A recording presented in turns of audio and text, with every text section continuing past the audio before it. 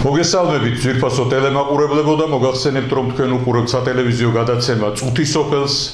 რომლის ავტორიც გახლავთ ბატონი ირაკლი ბრეგვაძე მე კი წამყვანი ვარ ამ სატელევიზიო გადაცემისა ჟურნალისტი გოგიტა მელიქიძე ჩვენი გადაცემა არ არის ზოგადად სატელევიზიო გადაცემა როგორც ასეთი ეს არის მიზნობრივი გადაცემა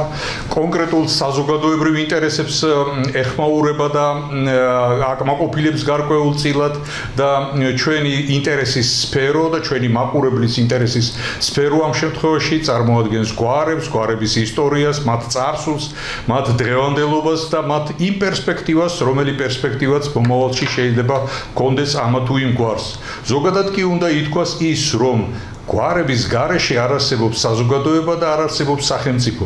არამედ საგვარეულო ურთიერთობები, როგორც სახელმწიფოს, ისე საზოგადოებრივ ერთიანობას უწყობს ხელს მათ კონსოლიდაციას, მათ მიზნობრივ ურთიერთობებს ერთმანეთში და განცდას იმ ფესვებისა და იმ წარსულისა, საიდანაც მოდის თითოეული გვარი და საიდანაც მოვდივარ თითოეული შვილი ამ გვარისა. დღეს სატელევიზიო გადაცემისთვის ავირჩიეთ ესეთი საგანგებო და კარგი გვარი, ქრისტეს მოყვარე და უფლის მოყვარე გვარი, რომელიც კურთხეულია უპირველესი იერარქის ჩვენი სამშობლო ქვეყნისა, პატრიარქი ილია მეორისა და ეს გვარი გახლავს მიქაბერიძეების გვარი, რომლის წინამძღოლიც ბრძანდება ბატონი ალეკო მიქაბერიძე, ეს მოგეხსენებათ ცნობილი იურისტი და სამართალდაცვავის სისტემის ესეთი ღვაწლმოსილი მუშაკი გახლავთ, იგი გენერლის წოდებით არის ჩემო ბატონო დაჯილდოებული და შემოსილი, მაგრამ დღეს მხოლოდ თავის გვარს წარმოადგენს და დღეს მხოლოდ თავისი გვარის მსახურებისთვის არის მოწოდებული და ეს ეთერიც ეძღვნება მას და ეძღვნება მიქაბერიძეების გვარს. მოგისმენთ ბატონო ალეკო, ბრძანეთ მიქაბერიძეებზე. გამარჯობათ, უპირველეს ყოვლისა მივესალმები ჩვენს მაყურებელს, ძალიან კარგი ციკლი არის გადაცემების, ეს რომელსაც თქვენ მიყავთ ბატონ ირაკლისთან ერთად.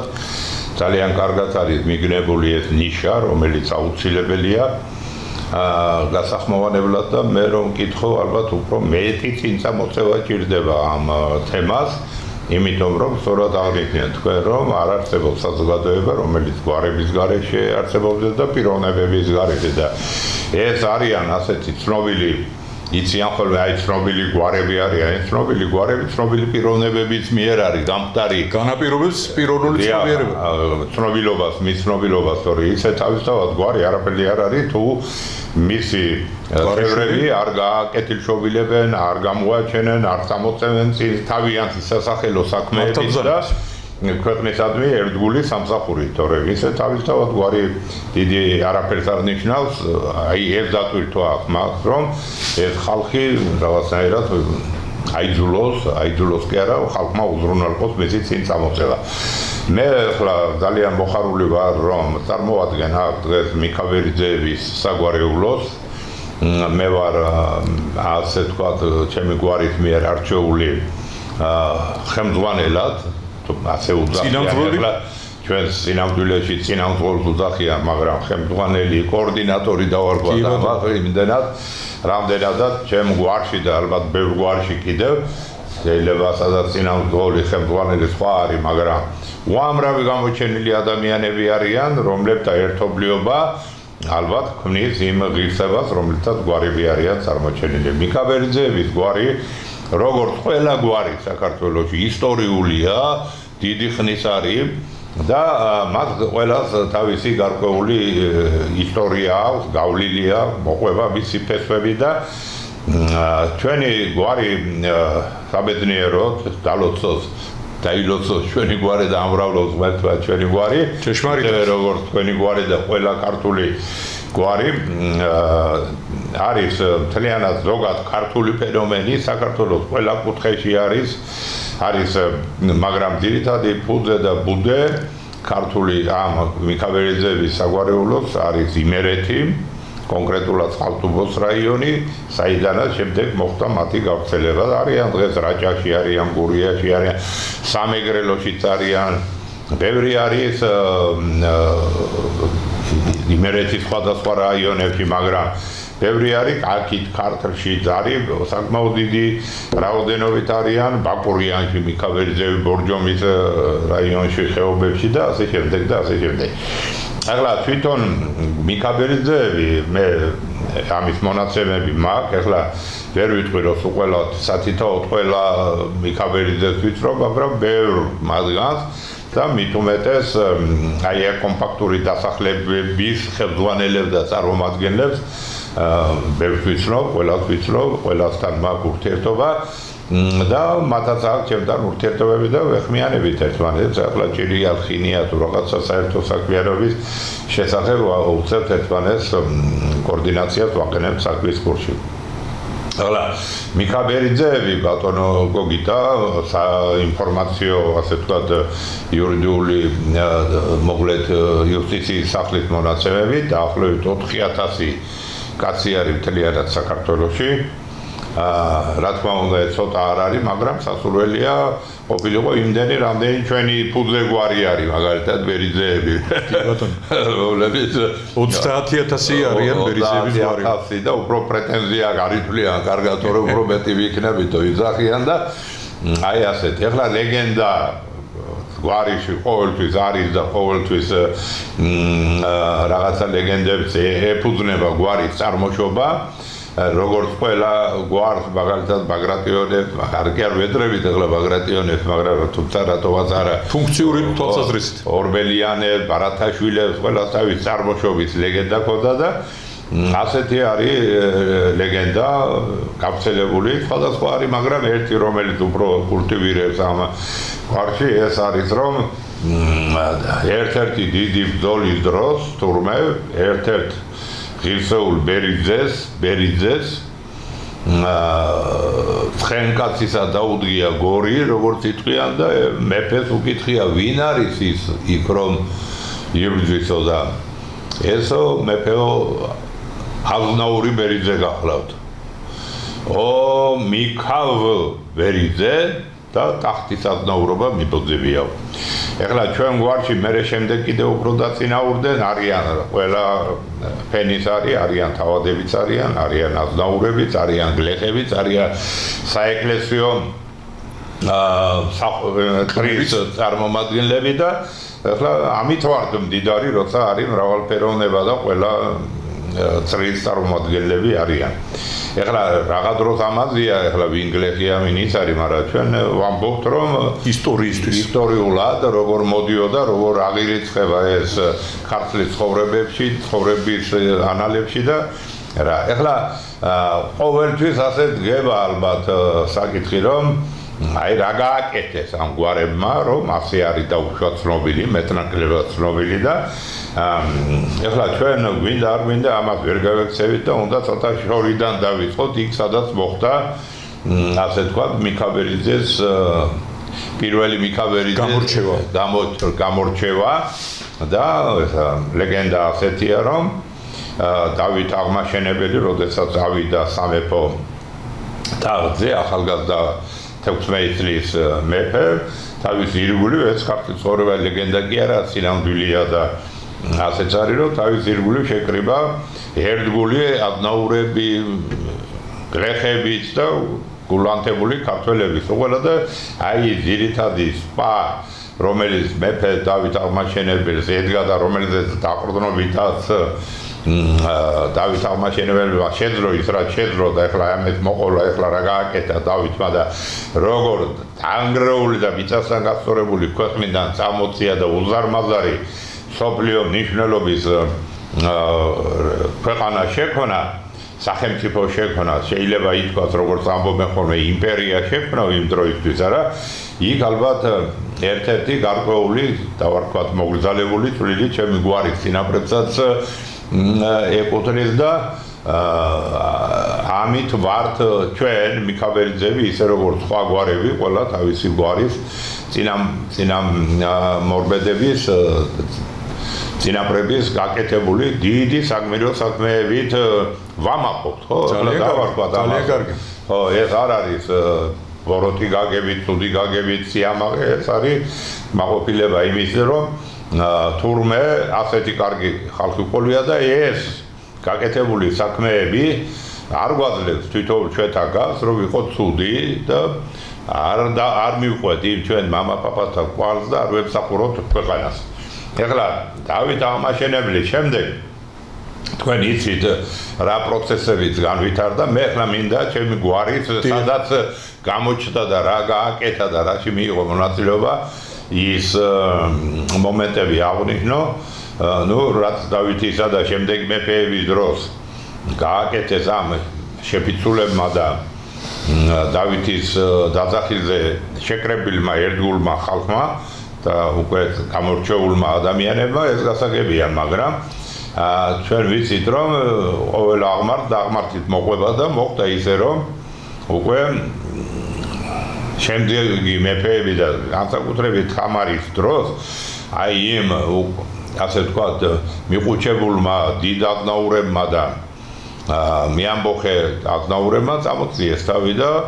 რაც დავითის დროს დაკარგეს ესე ვთქვათ მემკვიდრეობითობა იყო თუ გავლენა თუ მამულები თუ რაღაცეები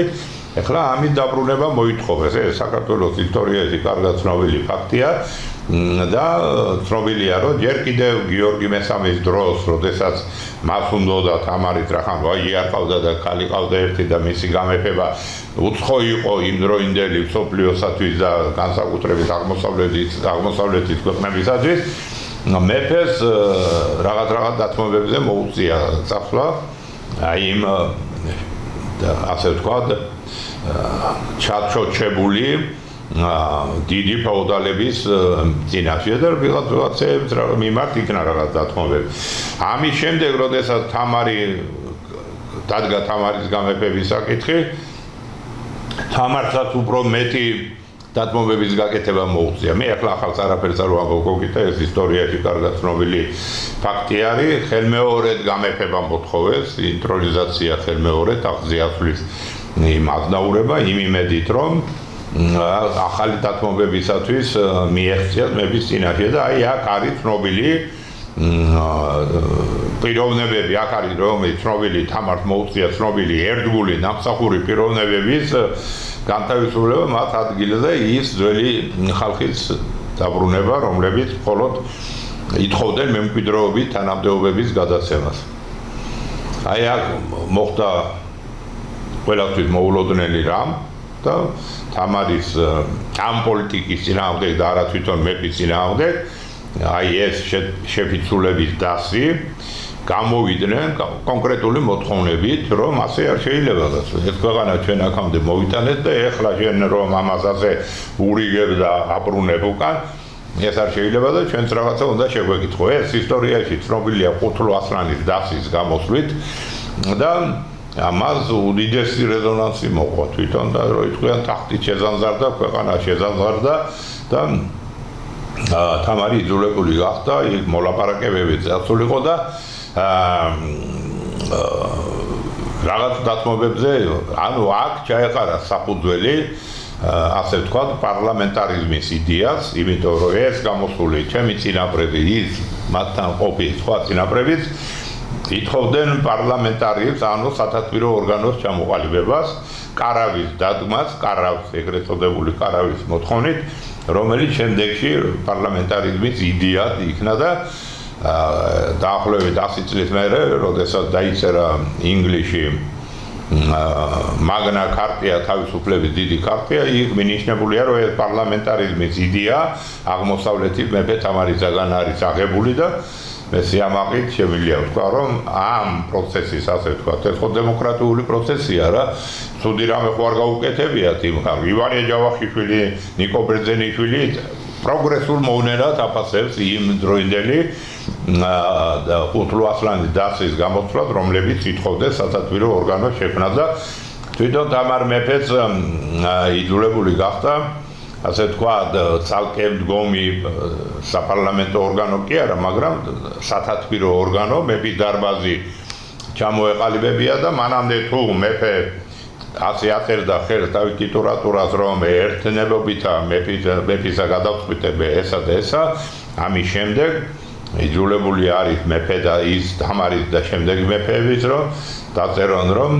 ერთნებობითა და თანხმობითა დარბაზის თანხმობითა მივიღეთ ესა და ეს გადაწყვეტილება. ეს არის პროგრესული მოვლენა, რომ არ არის ეს აღმოსავლური დესპოტიის მსგავსი,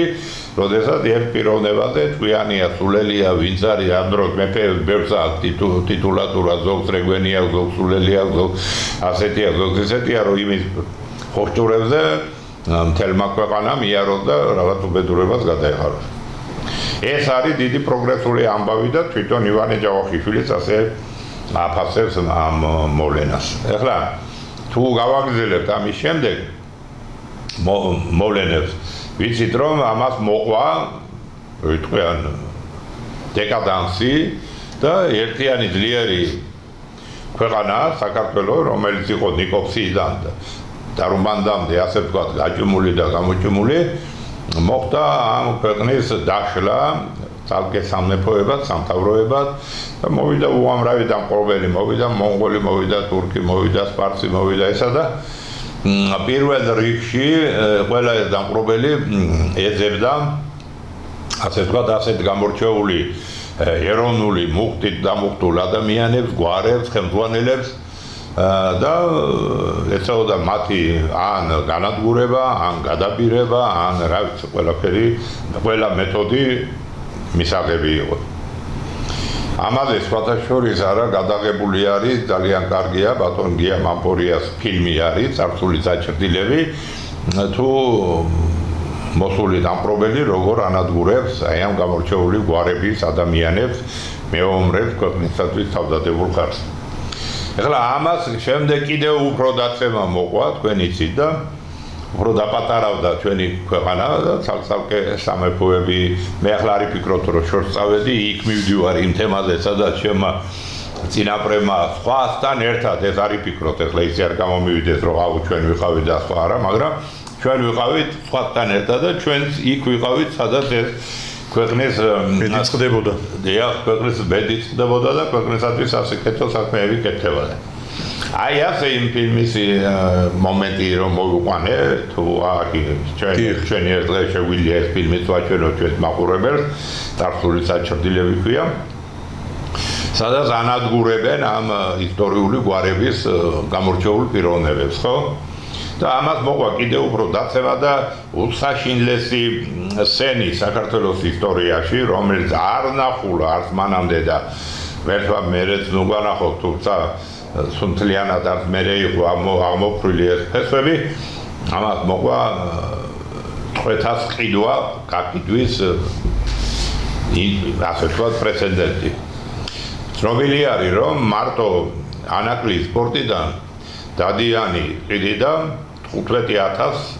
გოგო ბიჭს და ქალს და კაცს ყოველწლიურად 15,000 მარტო ერთი მონათა ბაზარიდან. ეხლა ამიტანა ბაზრები იყო უამრავი, იყო ქობულეთის ბაზარი, იყო ბათუმის ბაზარი, იყო ახალციხის ბაზარი, ტყვეების რა ქვია მოტაცება და აი ამ დროს გამოვიდა სამოღვაწეო ასპარეზზე სოლომონ პირველი. სოლომონ პირველი საქართველოს ისტორიაში კი არის ძალიან დაფასებული, მაგრამ მე ვიტყვი, რომ სათანადოდ დაფასებული და სხვათა შორის არც ერთი ჩვენი დიდი მეფეები ისე არ არის დაფასებული, როგორც ეს სხვა ქვეყნებს აქვს თავიანთი მეფეების დაფასება და აი სოლომონ პირველმა, რომელმაც ხმა აღიმაღლა ამ ტყვეების ყიდვა-გაყიდვის წინააღმდეგ, მოხდა უპრეცედენტო შემთხვევა, რომ მეფე თვითონ დაუპირისპირდა თავისი დედა, ბიძა, ნათესავები, თვითონ პატრიარქი კათოლიკოსი იმერეთის გელათი და იმერეთის კათოლიკოსი დაუპირისპირდა სოლომონს და ტახტიდანაც კი გადააგდეს პირველად. ანუ იმდენად შორს იყო წასული ეს რა ქვია მავნეჩვევა, რომ არავის არ უნდა ამაზე უარებდა და მაშინ, როდესაც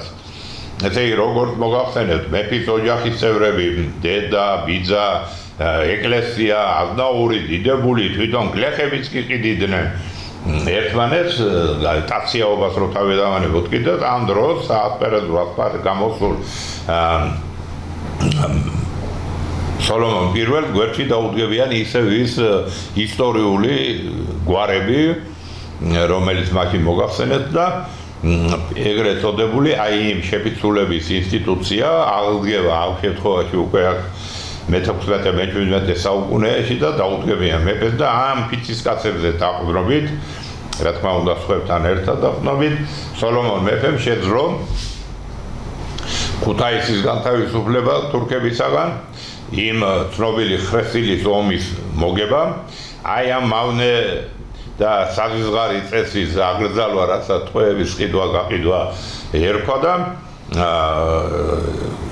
ქვეყნის ისევ გაძლიერება და თუ მანამდე სოლომონის წინამორბედ მეფეების ტიტულატურა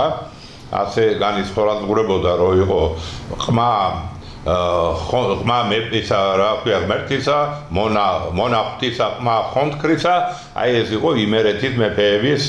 ტიტულატურა და ახლა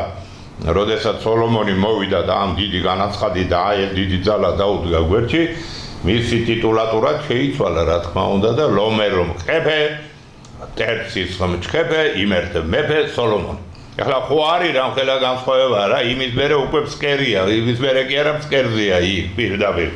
როგორც მეფე და როგორც საერთო ხელისუფლება და არსებობს თუ არა იქ ხელისუფლება უკვე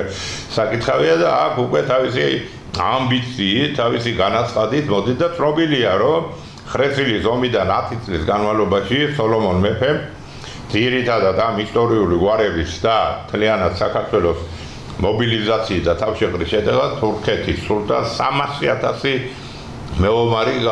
გაუნადგურა. სხვადასხვა დროს ეტაპობრივად წამოსული დასაჯელად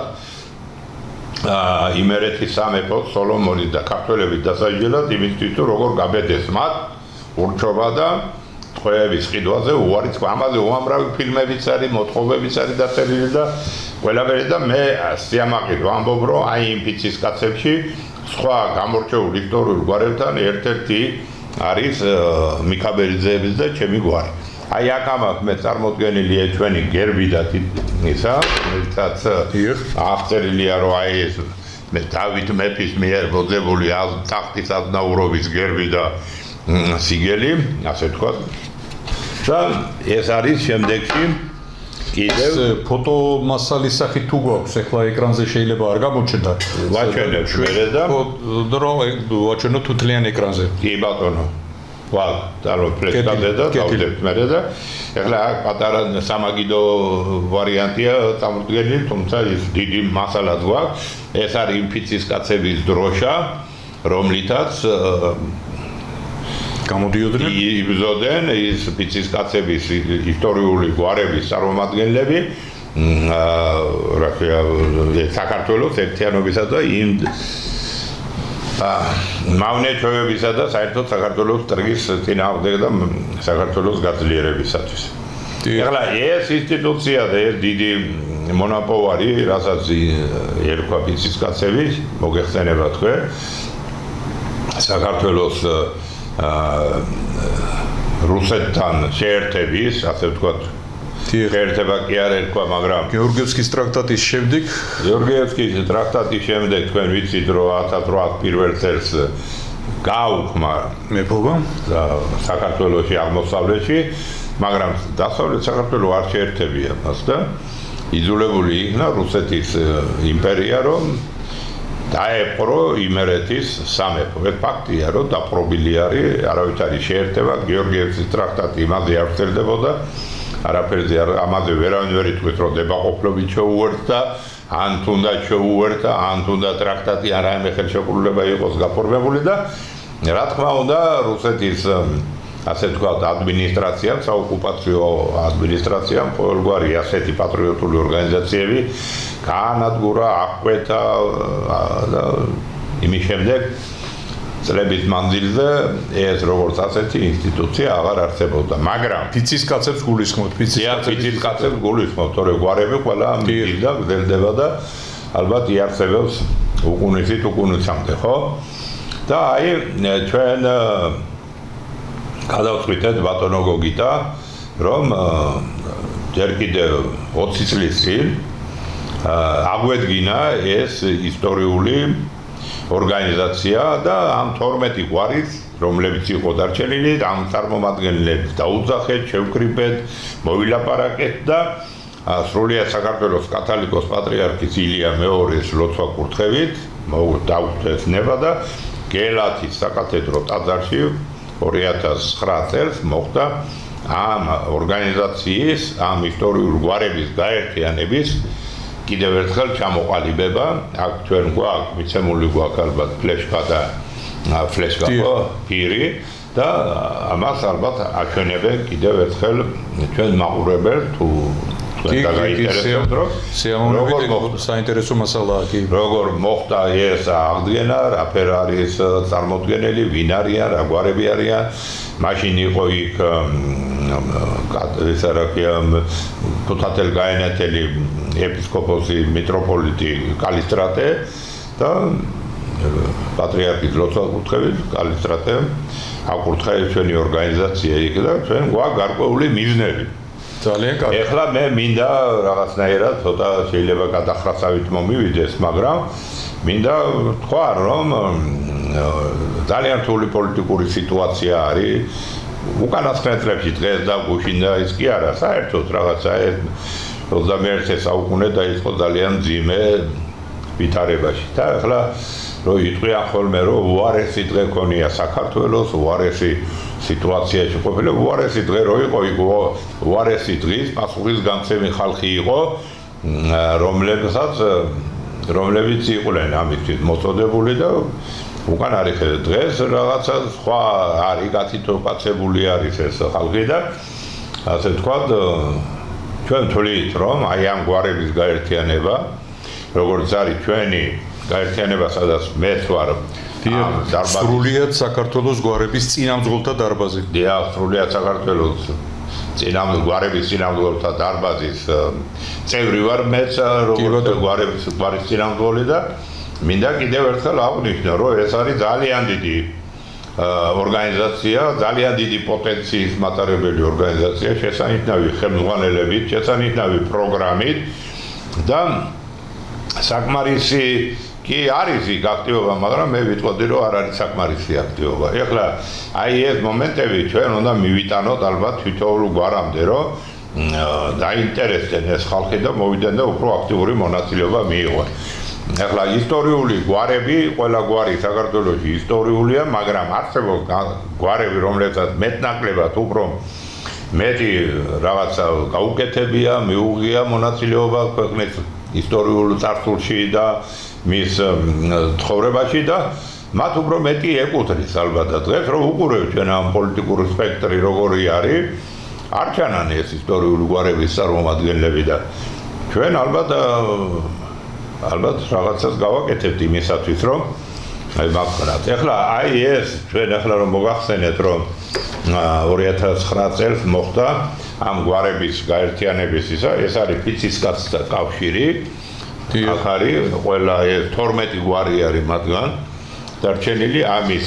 პირი არის და გაუშვებენ და ალბათ ჩვენი გვარების გაერთიანება იყო მონარქიული მიმდინარეობით, ამის არის ბროშურაცა გვაქვს აქ ჩვენი ვინ იყვნენ, ვინ იყვნენ, რა იყვნენ, ეს ჩემი გაკეთებული ბროშურა და მთელი ეს გასული ისტორია მოთხრობილი. ბატონო. ისტორია არის მოთხრობილი დავით აღმაშენებლიდან სოლომონამდე და სოლომონის შემდეგ და გვაქვს ჩვენ პრეტენზია რომ ჩვენ კიდევ ერთხელ ალბათ რაღაცნაირად სხვა ჩვენი საქმელი და არა მარტო ჩვენ მიქაბერიძე მან თუნდაც იმ 12-მა გვარმა ყველა გვარების წარმომადგენლები და თელი ერი უნდა დადგეს ფეხზე რომ ჩვენ მართლა ძალიან მძიმე სიტუაციაში ვარ და რომ ამბობენ ხოლმე მეცნიერება რომ ამაზე მძიმეში ყოფილა, ამაზე მძიმე შეიძლება არ ყოფილა, ჩვენ დღეს ვდგავართ პირდაპირ საფრთხის წინაშე და ამისათვის ჩვენ მე როგორც მიქაბერიძეების გვარის წინამძღოლი და როგორც ამ ორგანიზაციის ხელმძღვანელი ფიცისკაცთა კავშირის ერთ-ერთი ხელმძღვანელი მინდა მოუწოდო ყველა გვარების წინამძღოლებს აქტიურად მიიღონ მონაწილეობა ამ ორგანიზაციაში, რასაც სასრულიად საქართველოს გვარების წინამძღოლთა გაერთიანება ხდება და მოვიდნენ ჩვენთან და ერთობლივად ჩავებათ ჩვენ ერთად ყველა ძალიან დიდი და ბევრი საქმის გაკეთება შეგვიძლია და ვალდებულიც ვართ რომ გავაკეთოთ და ეხლა არ არის იმის დრო, რომ აი მე რა ვიშოვ, აი მე რა იმახნა ყველაფერი აშოვიო ღმერთმა, მაგრამ თუ არ იქნება ჩვენი ქვეყანა და თუ არ ვიქნებით ჩვენ დაგჭება ყველაფერი მართალზამით. ეხლა ბოლოს მინდა კიდევ ერთი რაღაცა დაუმატო, რომ როგორც ყველა გვარი გამორჩეული ხალხია, მაგრამ ძალიან დასაწყისში ვთქვი, რომ გვარი ცნობილი იმით არის, თუ რამდენად ცნობილი გახადეს ცნობილმა ადამიანებმა და ბევრი ცნობილი ადამიანები არიან მიქაბერიძეების გვარიდან, როგორც მეცნიერები, სპორტსმენები არიან ისტორიკოსები, იურისტები. აგერ ჩემი ძმისშვილი მიქაბერიძე ამერიკაში ლუიზიანას შტატის უნივერსიტეტის პროფესორი არის და მსოფლიო ისტორიკოსთა კონგრესის ერთ-ერთი თავმჯდომარე არის. ასეთი მეცნიერები ძალიან ბევრი არიან საზღვარგარეთ წასულები სასწავლებლად ევროპის ქვეყნებშიც არიან და მე მინდა ყველას მიქაბერიძეებს ამ ტრიბუნიდან დღეს ვისარგებლო ბატონი გოგიტას კეთის განხობით და მოგიწოდოთ, რომ მეტი აქტიურობა ჩვენი ქვეყნისა და ჩვენი ხალხის სამსახურისათვის და ალბათ თითოეული ადამიანის დანიშნულება ის არის, რომ ემსახუროს ღირსეულად ემსახუროს თავის ხალხს, თუ არა და სხვა არის ყველაფერი ამავოებათა და ეს ისე გაივლის ეს ყველაფერი, რომ მე შეიძლება ჩვენთაგან თითოეულ სანანებელიც დავჭეთ. ახლა რა ვიცი, ახლა კიდევ ბევრი რამის თქმა შეიძლებოდა ალბათ ბატონო გოგიტა თუ რამე თქვენ გაინტერესებთ. იმდენად საინტერესოდ განავითარეთ ეს ისტორიული რაკურსი გვართან დაკავშირებული მოვლენებისა, რომ არც მიცდია ისა ჩააჭრა და გარკვეულწილად შეხმაურება, იმიტომ რომ თქვენ სწორედ ამბობთ იმას, რაც უნდა ითქვას გვართან დაკავშირებით, გვართან მიმართებაში და ამას ზედმეტი კითხვები და წამყვანი ზედმეტი აქტიურობა ამას არ ჭირდება. მაგრამ მინდა ყურადღება უფრო მეტად გავამახვილოთ აი ასეთ დეტალებზე.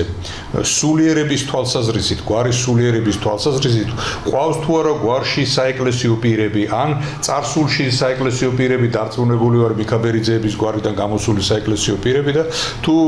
გავიხსენებთ და ყურადღებას გავამახვილებთ მათზე, სასურველია რამე თუ აი ასეთი ყურადღების გამახვილება კიდევ ერთხელ ცხადყოფს, რომ გვარი არა მარტო თავისი სამოქალაქო აქტიურობით და სამოქალაქო მდგომარეობით არის წარმოჩენილი, არამედ სულიერი მდგომარეობაც გვარისა მოწოდების სიმაღლეზეა და ისინი არიან ერთგული შვილები დედა ეკლესიისა. ძალიან კარგი არის, რაღაცნაირად ამას მე გვერდი აუვარე და სწორად შეამჩნიეთ თქვენ ბატონო გოგიტა, დიდი მადლობა ამისათვის. მინდა ამ სულიერებასთან დაკავშირებით, რომ ჩვენი გვარი ერთ-ერთი პირველი გამოეხმაურა პატრიარქის იმ მოწოდებას გვარების კურთხევის შესახებ და 2009 წლის 24 დეკემბერს ეს გიორგობა მეორე დღე ნოემბერი 23 ნოემბერია გიორგობა და ალბათ 24 ნოემბერს. ხო, 24 თქვი გიორგობის მეორე დღეს კი ბატონო. და შეიკრიბეთ სრულიად საქართველოსთან სხვადასხვა კუთხეებიდან მიქაბერიძეები, ამის ორგანიზაცია მე გავაკეთე და დაახლოებით 2000 კაცი მოვიდა. გაგახაროთ გვერდთან, საკმაოდ დიდი რაოდენობა. დიახ, აი ეს არის ფირი, გადმოცემული მაქვს ახლა საუბარზე, გადაცემის. მაყურებელი ნახავს ეკრანზე ჩვენი საუბრის დროს საჭიროდ და მივიღეთ კურთხევა პატრიარქისაგან და მინდა გითხრათ, რომ ერთ-ერთი გამოჩენილი შვილი ჩვენი ჰუსეინ მიქაბერიძე ბრძანდებოდა მის შვილთან ქალბატონ მაიასთან ერთად თავისი ანსამბლით, ასე ვთქვათ, ანსამბლი კი არა, მომღერალთა გუნდით, რომლებმაც იქაც იმაში, რა ქვია, სამების დიდ საკათედრო ტაძარში იგალობეს იქვე და ეხლაც აყავთ მათ გუნდი, საპატრიარქოს გუნდი საგალობელი არის ასეთი, რომელსაც მიქაბერიძეები ხელმძღვანელობენ და ძალიან იმ დღეს ის კურთხევა დაამშვენეს და გაალამაზეს. 2000 კაცი რო ერთ დაწახიძე მოვა, ეს არ არის ცოტა, აქ იგულისხმება, რომ ძალიან დიდი პოტენციალია. რა თქმა უნდა, რა თქმა უნდა, იმათ შემდეგი გაგრძელებად მოყვა, ხო, მეორე განყოფილებას რო უძახით. იქ რა თქმა უნდა, ამდენი ვერ დავეტაოდით, მაგრამ დაახლოებით 300 კაცამდე სუფრაზეც ვიყავით. იქ კიდე გავამტკიცეთ ჩვენი ძმობა, ნათესაობა, სიყვარული, გვარიშვილობა და დავთქვით პირობა რომ პერიოდულად, მაგრამ ცოტა გაგვიგრძელდა და აი ახლა თქვენი წყალობით რომ ეს შეგვახსენა და შევახსენებთ ჩვენ გვარიშვილებს მიქაბერიძე ჩვენ გვარიშვილებს რომ ერთხელ კიდევ ალბათ შევიკრიფოთ ალბათ ამას გაუკეთებთ ორგანიზაციას რომ კიდევ ერთხელ ვინა ვართ, სად ვართ, საიდან მოვდივართ, საით მივდივართ, კიდევ ერთხელ დავაფიქსიროთ და ავიღოთ ახალი ორიენტირი, ახალი დიდი საგმირო საქმეებისაკენ. რა თქმა უნდა, საგმირო პირობითი ახლა, მაგრამ ყველაფერი საგმირო არის, იმიტომ რაც ქვეყნის სამსახურში იქნება გაკეთებული, აქ წვრილმანი და მსხვილმანი არ არსებობს. ყოველი წვრილმანი არის მსხვილმანი ერისა და ქვეყნის მნიშვნელობით ინტერესებისთვის გაკეთებული. რაც შეეხება სასულიერო პირებს, ეს ყოველთვის იყვნენ. საერთოდ ბატონო გოგიტა მოგეხსენება თქვენ რომ ეს ტრადიცია იყო, ასე ვთქვათ, ახლა ვერიდები ამას არისტოკრატიული თქმას, მაგრამ ასეთი ისტორიულ გვარების წიაღში რომ ერთი შვილი ყოველთვის მიდიოდა საეკლესიო სამსახურისათვის, ხო? მიქაბერიძეები როგორც ასეთი ეპისკოპოსი არ ყოფილა, მაგრამ იყვნენ მთავრები, არქიმანდრიტები არიან. იყო აფხაზეთში კი შერვაშიძის კარზე არქიმანდრიტი მიქაბერიძე იყო, ეხლაც არის რამდენიმე უდელი რომელიც აგრძელებს ამ სასულიერო მოღვაწეობას და ესენი არიან ჩვენი ძალა და სიამაყე. სხვათა შორის აი ეხლა რომ ვაპირებთ ახალი შეხვედრის ორგანიზებას, ეს ხალხი აუცილებლად იქნებიან წარმოდგენილი და ჩვენ გვიხარია რომ ეს გვარი, ყველა გვარია თვით არის ეკლესია ღია, მაგრამ როდესაც ეს ტრადიციულად არის და რაღაცნაირი ვალდებულებაც კი არის რომ ამ ოჯახებიდან იყვნენ წარმოდგენილები, ეს რა თქმა უნდა მისასალმებელია და კარგია. კეთილი, ძალიან კარგია რომ აი ასეთი სულიერი ვექტორი აქვს გვარს და აქვს ეს დაინტერესება. თქვენ სწორედ აღნიშნეთ, ეს ძველი ქართული ტრადიციაა, რომ გვარს და ოჯახს და წარმომადგენლობას ყოველთვის ყავდა სასულიერო მოწოდების მქონე შვილი და სასულიერო გზის მქონე წარმომადგენელი და ეს იყო არა მხოლოდ ეკლესიის მსახური როგორც ასეთი, არამედ იყო ეკლესიაში წარმოადგენელი თავისი გვარისა და თავის საბიძაშვილოსი და თუ რამეს ლოცულობდა და თუ ვინმესთვის ლოცულობდა, რა თქმა უნდა ლოცულობდა გვარისთვის და როცა გარეთ საერო გვარის წარმომადგენლობა მუშაკობს, იბრძვის და იღწვის უკეთესი მომავლისთვის, ამ საგვარეულო წარმომადგენლობას როცა ეკლესიაში თავისი გვარიშვილი უყენია და ის მსახურობს და მსახურობს ესეთი დიდი თავდადებით, აი ეს საქმიანი და ეს სულიერი მოღვაწეობა და ეს საქმიანი ურთიერთობა ქმნის იმ ურთიერთობას და იმ ერთობას, რომელიც გამარჯვებასთან მიგვიყვანს. მე რამოდენიმე დეტალს მხოლოდ და მხოლოდ რაღაცა ყურადღებას გავამახვილებ და ჩვენი გადაცემა შესაბამისად მიდის დასასრულისკენ. ჩვენი საუბრის ეს მაინც ზეპირი საუბარია და ჩვენ საუბრის დროს რამოდენიმეჯერ გაისმა ის, რომ ჩვენ პრეტენზია გვაქვს და მაყურებელმა არ უნდა გაიგოს ისე, რომ ჩვენ რაღაცა საგვარეულო მოთხოვნებს ვაყენებთ და საგვარეულო პრეტენზია გვაქვს. დიახ, ჩვენ გვაქვს პრეტენზია იმისა, რომ ვიყოთ უკეთესები, უკეთესი გვარიშვილები ვიყოთ, უკეთესი თაობები წამოვიდეს და მომავალ თაობას მივცეთ მაგალითი იმისა, რომ უპატრონონ გვარს, წარმოაჩინონ გვარი. ბატონმა ალექსანდრე ხაზგასმით აღნიშნა, გვარი თავისთავად მხოლოდ საკანცელერიო ჩანაწერი იქნება, თუ ამას ცოცხალი ძალა, თუ ამას არ მოსდევს ცოცხალი გვარიშვილი და ყოველი გვარი წარმოჩენილია მისი შვილებით, მისი კარგი კაცობით, მისი კარგი შრომით, მისი კარგი ლოცვით და აი ეს დამსახურება, ეს პიროვნული დამსახურება არის სწორედაც სახე საერთო საგვარეულო სიკეთისა და მიქაბერიძეებს ამ კუთხით საკმაოდ ბევრი აქვთ სათქმელი და ბატონ ალექსანდრეს გვინდა რამოდენიმე წუთი საბოლოოდ მიმართოს თავის გვარს და გამოვიყენოთ ეს დრო ისევ და ისევ მიქაბერიძეების გვარის მისამართად. ახლა რაც მე ახლა დღეს ეთერში ვარ, სულ ეს მიმართვა არის არა მარტო ჩემი გვარისათვის, თითოეული ქართველის და ყველა გვარის წარმომადგენლებისათვის, რომ ჩვენ გვაქვს ახლა ჯერ მიქაბელიძეებზე ვთქვათ, რომ დიდი გეგმები გვაქვს დასახული და უპირველეს ყოვლისა აღსულიერებაზე თუ ვიტყვით, უპირველეს რაც გვინდა ამ ფიცის კაცთა გაერთიანების სახელით, რომლის მფარველი არის წმინდა გიორგის სახელობის ეკლესია გვინდა იქ ავაშენოთ, სადაც ხდებოდა მათი ტრადიციული შეხვედრა და ამ დღეობის აღდგენა. ანუ ჩვენ ვიცით, რომ ყოველ 15 მაისს აი აქ წერია ამის შესახებ და ფირშიც არის ასახული, რომ ყოველ 15 მაისს ხდებოდა ფიცის კაცების შეკრება. ყველა გვარის წარმომადგენელი 12 გვარი იყო მათში, იკრებებოდა და იქ მიდიოდა ღვთისმსახურებას და ყველაფერს. და ახლა ჩვენ გვინდა იმ კურთხევის დროსაც კი მეუფე კალისტრატემ თხოვა და ჩვენ წავიღეთ ასეთი ვალდებულება, რომ იქ სადაც ჩვენ გავაკეთებთ ამ შეკრების ადგილს, იქ იქნება დიდი ეკლესიას წმინდა გიორგის სახელობის იქნება ფიცის კაცთა გვარების წარმომადგენლებისათვის იქ რომ გააგრძელონ მსახურება. ჩვენ გვაქვს სხვა ახალი ესენი რა ქვია აქტივობები დაგეგმილი და მე ჩემ გვარს თითოეულ ქართველ თითოეულ გვარის წარმომადგენლებს მოუწოდებთ, რომ იყოს ყურადღებით და ნუ იქნებიან ისეთი გულგრილი, რომ ეს მე არ მეხება, ეს ყველას გვეხება და როდესაც იქნება ჩვენი დაძახილი მოწოდება, რომ მერის სამსახურისათვის ეს იქნება რაღაც ღონისძიებაზე შეკრება, ეს იქნება ეკლესიის მშენებლობა, ეს იქნება სხვა რაღაცა აქტივობა, მივიღოთ მათში მონაწილეობა და ნუ დავრჩებით ისე შორიდან მაყურებელი, რომ ეს მე არ მეხება და ესე გისურვებ თითოეულ პედაგოგს წარმატებას და გამრავლებას, რა თქმა უნდა, ქართველი გვარებისა, ქართული ოჯახების გამრავლებას. ამ ხრივაც გვაქვს ჩვენ რაღაცები დაგეგმილი, ახლა მე პირადად კი არა ღონისძიება მინდა რაღაცა ისეთი მოვიფიქროთ, რომელიც ამას ხელს შეუწყობს ქართული გვარების, ქართული ოჯახების გამრავლებას და ეს უახლოეს ხანში კიდევ დამატებით ეცნობება ტელევიზიის მეშვეობით, პრესის მეშვეობით ჩვენ საზოგადოებას და ჩვენ გვაქვს მათი აქტივობების და მხარდაჭერის იმედი.